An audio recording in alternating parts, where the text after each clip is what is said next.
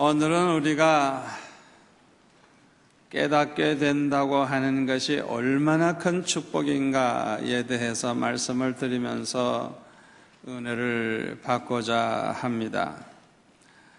구약 성경을 보면 위대한 믿음의 사람들이 많이 있었습니다. 그럼에도 불구하고 이스라엘 백성들은 점점 세월이 가면 갈수록 하나님을 멀리하고 사신우상을 섬기고 타락을 함으로 말미암아 결국에는 멸망하는 것을 볼 수가 있습니다. 하나님을 멀리하면 망한다고 성경에 보면 말씀을 하고 있는데, 이 말씀을 깨닫지를 못하고 하나님을 멀리하고 사신우상을 섬기다가 이렇게 망하고 만 것입니다. 이사야 1장 2절에 보면은 이사야 선지자는 이스라엘 백성들이 깨닫지를 못하고 있는 것을 보고 너무너무 안타까워서 이렇게 말하고 있습니다. 하늘이여 들으라, 땅이여 귀를 기울이라. 여호와께서 말씀하시기를 내가 자식을 양육하였거늘 그들이 나를 거역하였도다. 소는 그 임자를 알고 나귀는 그 주인의 구유를 알건만은 이스라엘은 알지 못하고 나의 백성은 깨닫지 못하는도다 하셨도다. 슬프다 범죄한 나라여, 허물진 백성이여, 행하게 종자여, 행위가 부패한 자식이로다. 그들이 여호와를 버리며 이스라엘의 거룩하신 이를 만으리 여겨 멀리하고 물러갔도다. 너희가 어찌하여 매를 더 맞으려고 패욕을 거듭하느냐. 온 머리는 병들었고 온 마음은 피곤하였으며 발바닥에서 머리까지 상한 것이 없이 상한 것과 터진 것과 새로 맞은 흔적뿐이오늘 그것을 짜며 싸매며 기름으로 부드럽게 함을 받지 못하였도다. 이렇게 말하고 있습니다. 하나님 앞에 매를 맞으면서도 깨닫지 못하는 백성, 망하는 길로 가고 있으면서도 깨닫지 못하는 이 백성들을 보고 이사야 선지자는 아주 안타까운 마음으로 이렇게 책망을 했습니다. 호세아 선지자는 깨닫지 못하는 백성은 망하리라고 말하면서 이스라엘아 깨달으라 깨달으라 그렇게 외치고 있는 것을 볼 수가 있습니다. 그러나 이스라엘 백성들은 끝까지 깨닫지를 못하고 멸망을 하고 말았습니다. 그래서 예수님이 이 세상에 오셨을 때는 이스라엘 나라가 없습니다. 다만 소수의 그 민족이 남아있는데 로마가 통치를 하고 있었어요. 조그마한 그저 식민지로 남아 있었을 뿐입니다. 하나님께서는 이스라엘 백성들에게 율법을 주시고 선지자들을 계속 보내주셨음에도 불구하고 이들은 멸망을 하고 만 것입니다. 이것이 우리에게 주는 아주 중요한 교훈이 있습니다. 이 세상에는 하나님의 율법대로 살아서 의롭다 함을 받고 자기의 행위로 구원받을 사람이 하나도 없다는 것입니다. 그러므로 율법대로 산다고 자부하는 바리새인들도 얼마나 범죄를 하는지 예수님께서 그들을 무섭게 책망하신 것을 볼 수가 있습니다. 이와 같이 모든 사람들은 자기의 행위로는 구원받을 수가 없기 때문에 하나님께서는 독생자 예수님을 이 세상에 보내주신 것입니다. 그리고 우리 예수님은 십자가에 못 박혀 죽으심으로 우리의 모든 죄를 대속해 주신 것입니다. 그러므로 이제는 누구든지 다만 예수님을 믿기만 하면 구원을 얻을 수 있게 된 것입니다. 죄가 많든지 적든지 상관이 없어요. 예수님 십자가 지실 때 그 옆에 있던 강도처럼 죄가 많은 인간이라고 할지라도 누구든지 예수를 믿기만 하면 모든 죄를 사함받고 의롭다함을 받는 것입니다. 마치 죄가 전혀 없는 사람처럼 하나님은 의롭다고 인정해 주시는 것입니다. 그러므로 이제는 누구든지 예수를 믿기만 하면 구원을 얻고 하나님의 자녀가 되고 천국 시민이 되고 영생 복락을 누리게 되는 것입니다. 할렐루야. 이와 같이 예수님은 온 인류를 구원하기 위해서 이 세상에 오신 구세주요 메시아이신데, 성경 박사인 서기관들이나 율법대로 산다고 자부하는 이 바리새인들까지도 예수님을 메시아로 알고 그렇게 따른 것이 아니라 오히려 예수님을 십자가에 못 박아 죽이고 말았습니다.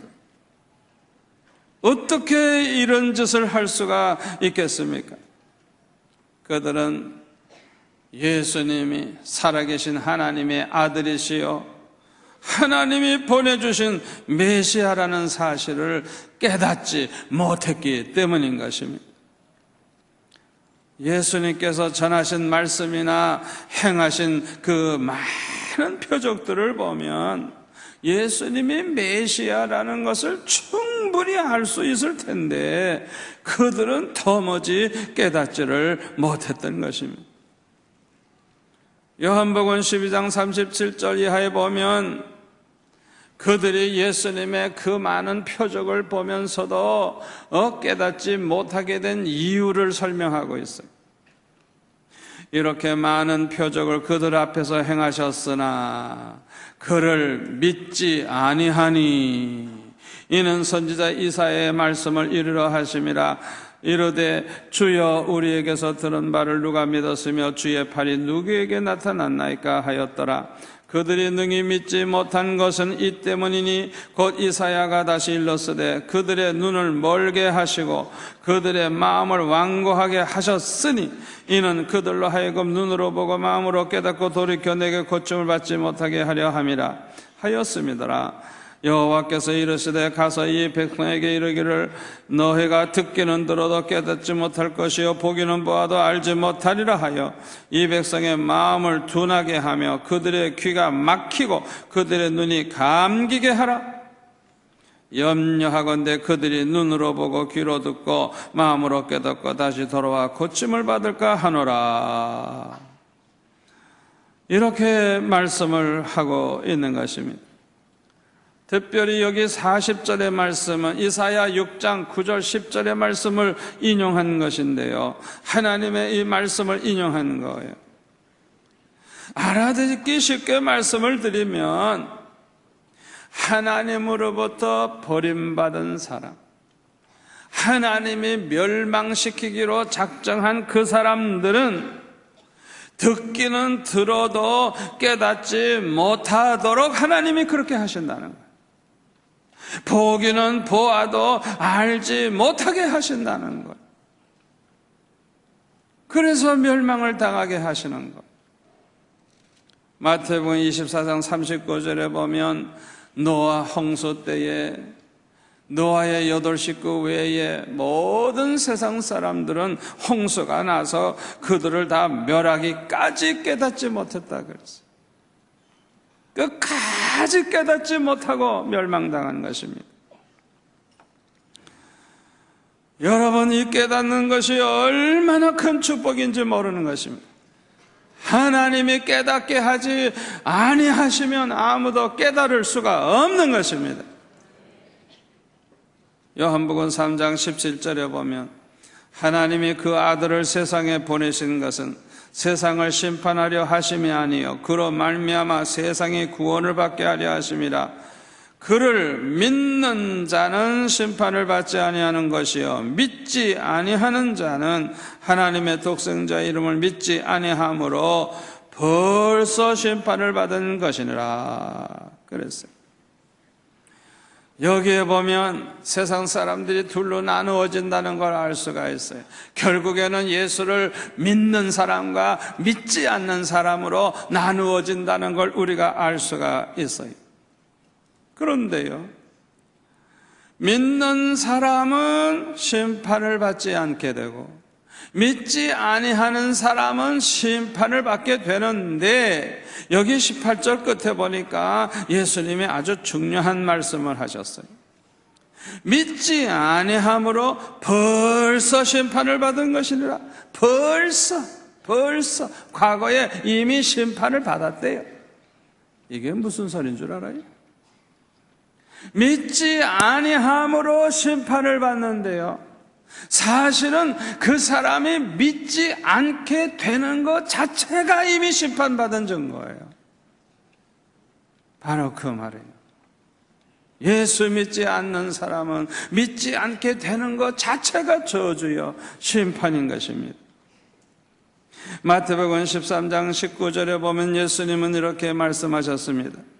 아무나 천국 말씀을 듣고 깨닫지 못할 때는 악한 자가 와서 그 마음에 뿌려진 것을 빼앗나니 이는 곧 길가에 뿌려진 자요.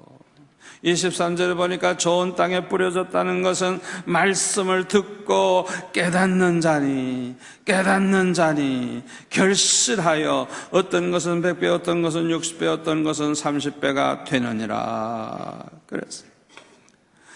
말씀을 듣고 깨닫게 되는 사람과 깨닫지 못하게 되는 사람은 이렇게 차이가 나는 것입니다. 여러분은 성경을 읽거나 하나님의 말씀을 듣고 오직 예수님을 믿어야만 구원을 얻을 수 있다는 사실을 깨달으셨습니까? 예수님만이 우리의 구세주여 살아계신 하나님의 아들이심을 깨달으셨습니까? 이것이 믿어집니까? 참으로 여러분은 복받은 사람입니다. 여러분 이렇게 깨닫게 되는 것은요, 하나님의 은혜로 되는 것입니다. 여러분 이거 아무나 깨닫는 거 아닙니다. 마태복음 13장 10절에 보면 제자들이 예수께 나와 이르되 어찌하여 그들에게 비유로 말씀하시나이까 질문하니까 예수님이 대답하여 이르시되 천국의 비밀을 아는 것이 너희에게는 허락되었으나 그들에게는 아니 되었나니. 너희에게는 택함받은 너희에게는 그 소리고요, 그들에게는 이거는 택함받지 못한 사람들을 가리키는 거예요. 택함받은 사람들에게는 깨달음을 주시지만은 택함받지 못한 그 사람들에게는 깨닫지를 못하게 하신다는 거예요. 저와 여러분이 이렇게 깨달음을 얻고 예수님을 믿어 구원받은 것을 감사하시기를 바랍니다. 그런데 우리가 명심해야 될 것은 이렇게 깨닫는 은혜는 그저 한 번만 깨달으면 되는 게 아니라 앞으로도 날마다 시간마다 계속해서 깨달아야 된다는 걸 명심하시기를 바랍니다. 그 이유가 있어요. 첫 번째 이유는 뭐냐? 깨닫지 못하면 회개하지 못하게 되기 때문인 것입니다. 왜 회개를 하지 못하게 됩니까? 죄를 깨닫지 못하기 때문에 그렇습니다. 죄 때문에 망한다는 걸 깨닫지 못하기 때문에 회개를 안 하는 것입니다. 죄를 깨닫지 못하면 회개가 없고 회개가 없으므로 변화가 없어요. 왜 평생 예수 믿지만은 그렇게도 변화가 없습니까? 깨닫지를 못해서 그래요. 깨닫지를 못해서. 깨닫지 못하는 사람에게는 변화가 없어요. 우리가 하나님의 말씀대로 순종하면서 살면 모든 복을 받고, 불순종하면서 살면 반드시 하나님의 징계가 있다는 것을 깨닫지 못해서 바르게 살지 못하는 것입니다. 어떤 사람은 심지어 매를 맞아가면서도 깨닫지를 못해요. 얼마나 불행한 일입니까? 두 번째로, 깨닫지 못하면 감사하면서 살지 못하게 되기 때문인 것입니다. 어떤 사람이 감사하지 않습니까? 하나님의 은혜와 사랑을 깨닫지 못한 사람들입니다. 예수님의 십자가의 그 은혜, 십자가의 그 사랑과 은혜를 깨달은 사람은 감사의 눈물을 흘립니다. 하나님 앞에 감사하면서 영광을 돌립니다. 예수 믿게 된 은혜를 깨달은 사람은 예수 믿게 된 것만 생각해도 너무나도 기쁘고 감사해서 하나님 앞에 영광 올리며 삽니다. 하나님이 주신 그 모든 은혜를 깨달은 사람은 항상 감사하면서 삽니다. 하나님이 물질을 주셔서 그동안 먹고 산 거 이걸 생각하면 이 모든 게 하나님의 은혜인 줄 아는 사람은 항상 감사하면서 살아요. 또 사람마다 보면은 한두 가지씩 병은 다 있는데 이렇게 건강하게 오늘까지 살아있는 것은 전적으로 하나님의 은혜인 줄 아는 사람은 감사하면서 삽니다. 카네기 성공론에 보면 이런 글이 있습니다. 해럴드 에버트라고 하는 사람의 이야기가 나오는데 사업에 실패해가지고 완전히 망했어요. 그런데 망하기만 한 게 아니라 많은 빚을 지게 됐어요. 낙심이 돼가지고 그 많은 빚을 갚으려고 하면 앞으로 얼마나 오랫동안 고생해야 되는지 모르니까 절망감에 빠졌어요. 이렇게 낙심한 에버트가 길을 걸어가는데 마침 상대편에서 두 다리가 없는 장애인이 그 롤러스케이트 그 바퀴를 네모판 밑에다가 바퀴를 달고 그 위에 앉아가지고 양손에 이 나무떼기를 붙잡고 그거를 땅바닥을 이렇게 긁으면서 이러고 이제 오고 있는 거예요. 두 다리가 없는 이 장애인의 길을 건너가지고 이제 인도로 올라올 때 그 턱이 높으니까 그걸 올라가려고 이제 나무 판때기 한쪽을 이렇게 지켜가지고 올라가려고 막 이렇게 하는데 에버트하고 눈이 딱 마주친 거예요. 그런데 이 순간에 이 장애인이 하는 얘기가 안녕하십니까? 참 좋은 날입니다. 영어로 말하면 Hello, Good Morning 그런 거예요. 싱글싱글 웃으면서 아주 명랑하게 기쁨으로 그렇게 인사를 하는 거예요. 에버트는 그 사람을 보는 순간에 자기 자신이 너무나도 부끄러웠어요. 그 사람을 볼 때 두 다리가 없고 걸어도 못 다니는 사람인데 자기는 두 다리가 있고 얼마든지 걸어 다닐 수 있고 그 사람에게 비교하면 몇 배로 부자고 몸도 성하고 그런데 그 사람은 저렇게 어려운 형편에서도 아주 쾌활하고 기쁨이 있고 자신감이 있고 이렇게 모르는 사람을 만나도 헬로 굿모닝 하고 이렇게 인사하는데 자기 자신이 너무너무 부끄러웠어요.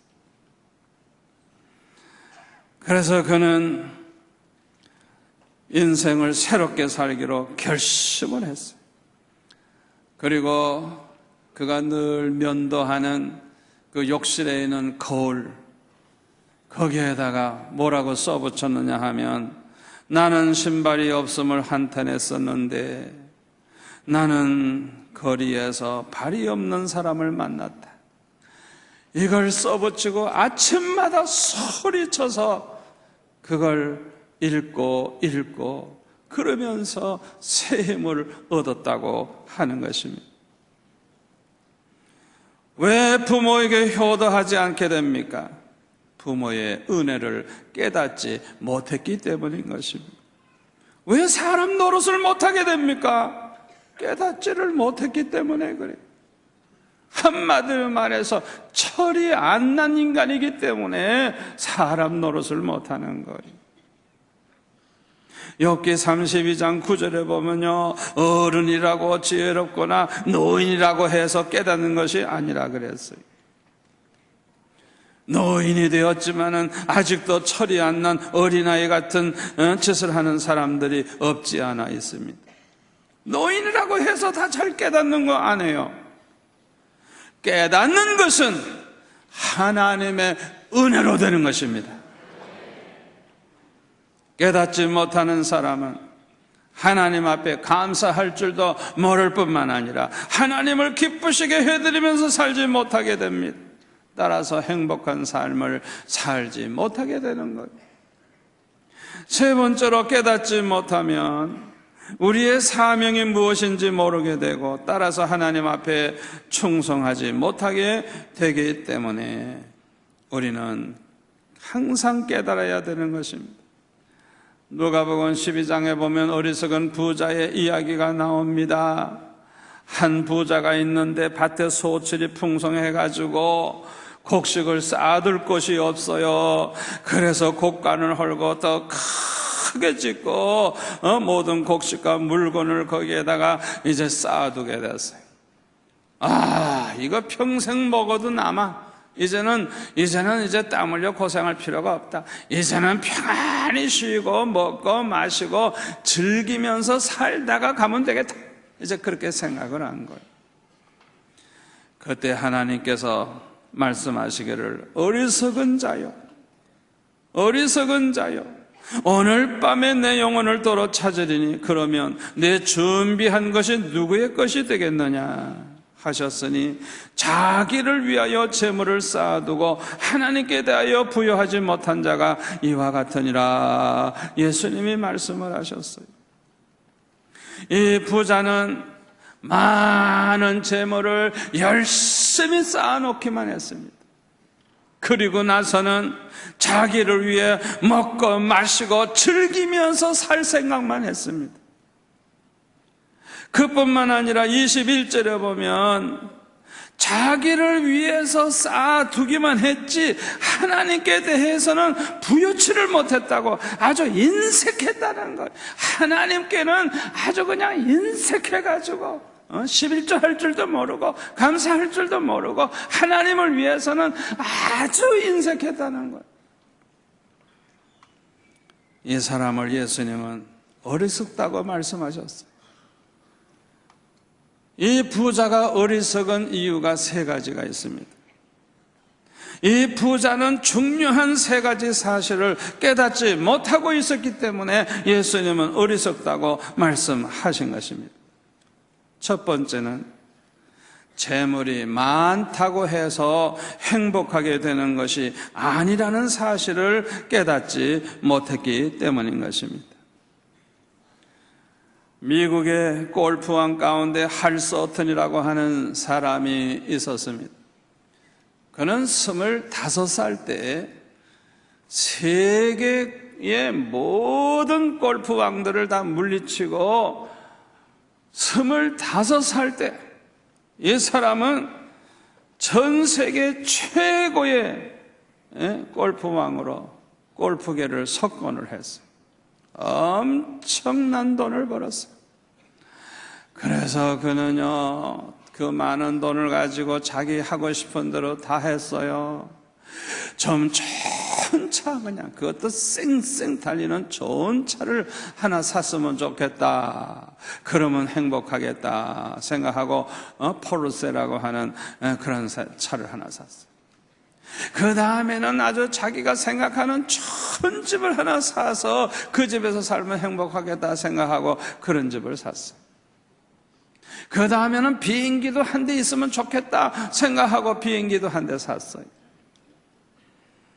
많은 돈을 가지고 자기 하고 싶은 대로 다 했어요. 그런데요, 그 다음부터 실력이 나타나지를 않아가지고 10년 동안 아주 그냥 딜레마에 빠져가지고 허덕이게 됐는데, 그 10년 동안에 이혼을 3번이나 했어요. 그리고 나서 그가 이런 말을 했습니다. 행복이라고 하는 것은 결단코 돈을 주고 살 수 없다. 그런 말을 했어요. 우리 한번 따라서 할까요? 행복이라고 하는 것은 결단코 돈을 주고 살 수 없다. 여러분, 이걸 꼭 깨달으시기를 바랍니다. 두 번째로 이 부자가 깨닫지 못한 게 뭐냐? 오늘이 죽는 날이 될지 모른다는 사실을 깨닫지를 못하고 있었던 것입니다. 오늘 본문 누가복음 12장 20절에 보면 하나님께서 말씀하시기를 어리석은 자여 오늘 밤에 내 영혼을 도로 찾으리니 그러면 내 준비한 것이 누구의 것이 되겠느냐? 여러분, 죽고 사는 것은 하나님의 손에 있는 겁니다. 건강해도요, 하나님이 불러가면 자다가 그냥 갑니다. 젊다고 해서 안 죽는 줄 압니까? 젊은 사람도 많이 죽습니다. 죽고 사는 것은 하나님의 손에 있어요.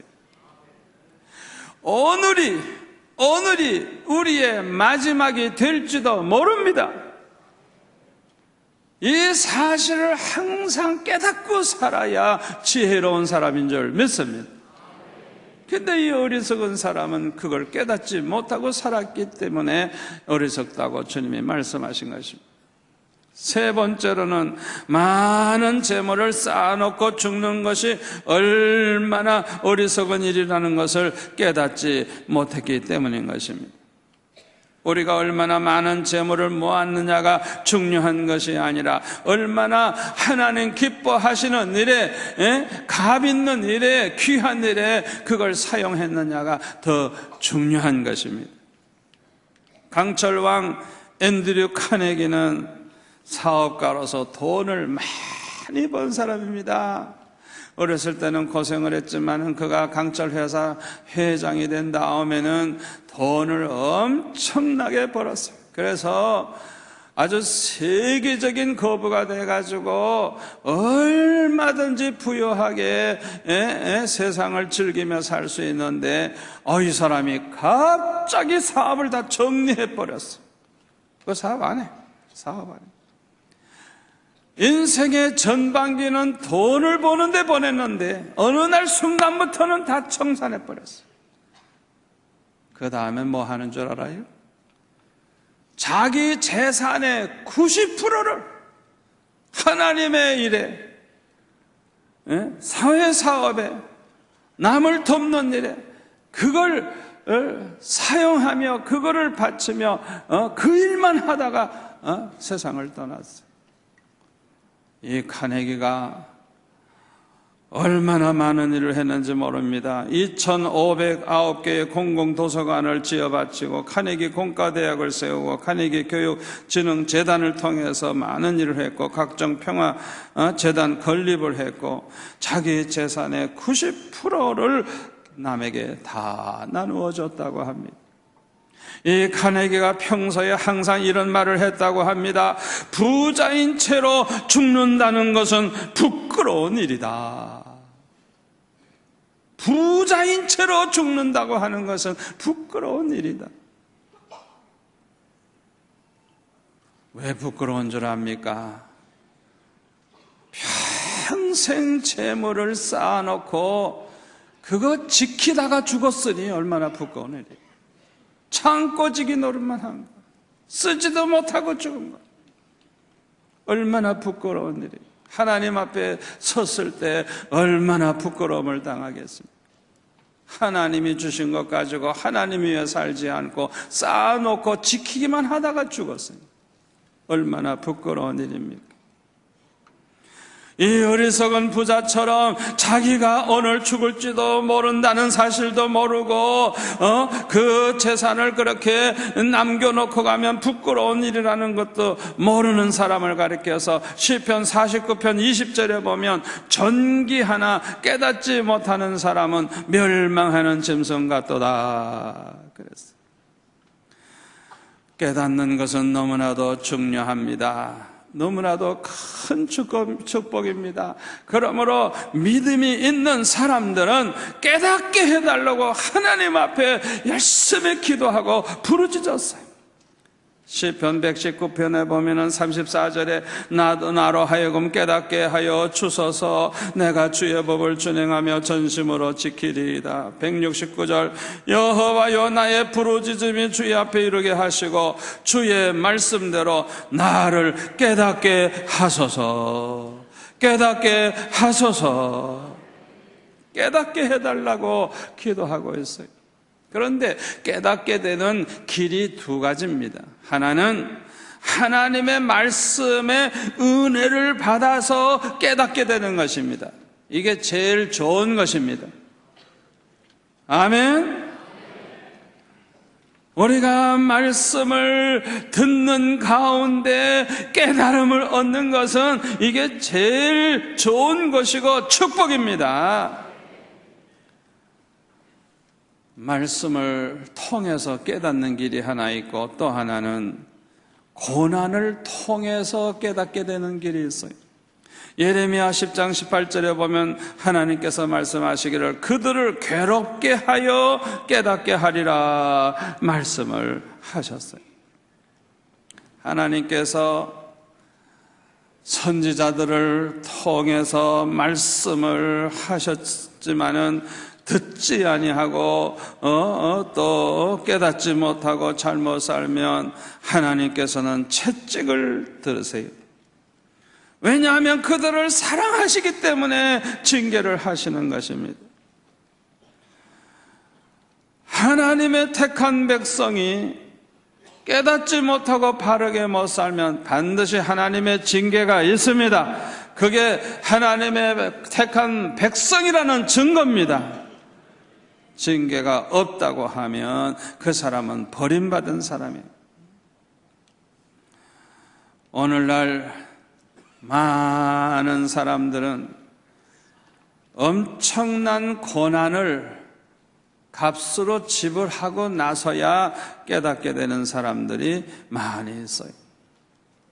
어떤 사람은요, 사업이 망하고 나서야 깨닫는 사람이 있어요.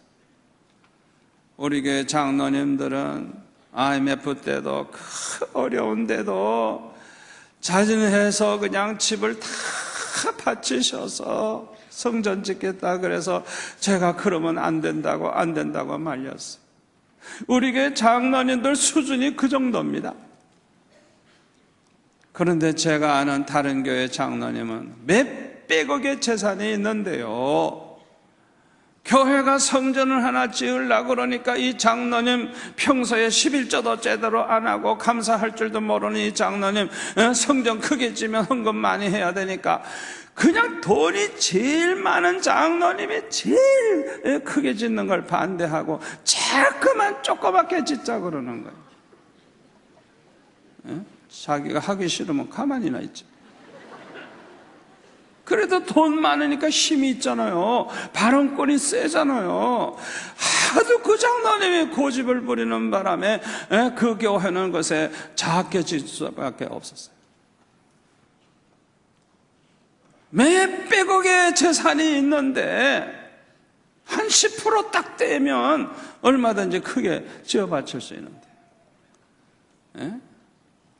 불과 얼마 헌금도 하지도 않았어요. 얼마나 인색하지. 그런데요, 예배당 짓고 나서 회사가 부도가 나가지고 그 많은 재산 다 날라갔어요. 다 날라갔어요. 완전히 다 없어졌어요. 그 장로님이 저보고 뭐라 그런 줄 압니까? 아이고, 그때 내가 좀 크게 지어줄 걸.